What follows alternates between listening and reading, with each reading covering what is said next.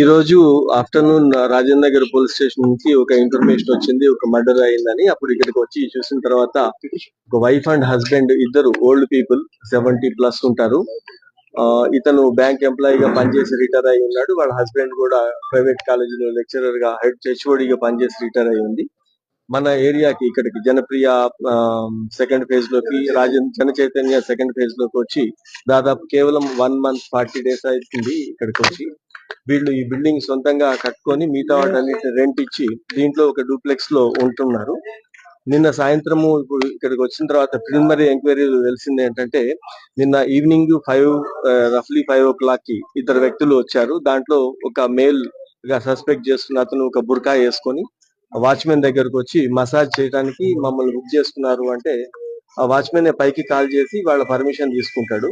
వాళ్ళు పంపిమన్నప్పుడు వీళ్ళిద్దరు పైకి వెళ్తారు. ఒక అతనేమో విత్ ఇన్ మినిట్స్ లో అతను వెళ్ళిపోతాడు. రిమైనింగ్ ఇంకొక వ్యక్తి, ఆ బుర్కా వేసుకున్న వ్యక్తి 40 minutes తర్వాత అతని కిందకి వెళ్తాడు.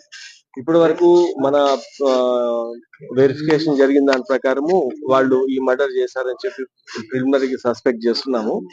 ఇంకా మిగతా అన్ని కోణాల్లో కూడా ఎంక్వైరీ జరుగుతూ ఉంది. వీళ్ళకి పిల్లలు నలుగురు కూడా, ఒకళ్ళు ఇద్దరు యుఎస్ లో, ఇద్దరు లండన్ లో ఉండటంతో ఇంకా మా కాంటాక్ట్ చేయటము, తర్వాత వీళ్ళకి ఏదైనా వేరే ఇష్యూస్ ఏమైనా ఉన్నాయా వాళ్ళే చెప్పగలగాలి. ప్రాపర్టీ రిలేటెడ్ కావచ్చు, లేకపోతే డాక్యుమెంట్స్ ఏమన్నా దేని గురించి ఇంట్లో సెర్చ్ చేసినట్లుగా అంతా కనిపిస్తా ఉంది. కాబట్టి ఏ పరిస్థితులలో వాళ్ళు మర్డర్ అయింది అనేది ఒక కొంతవరకు క్లూ వీళ్ళ పిల్లల్ని కాంటాక్ట్ చేయడానికి ట్రై చేస్తున్నాము.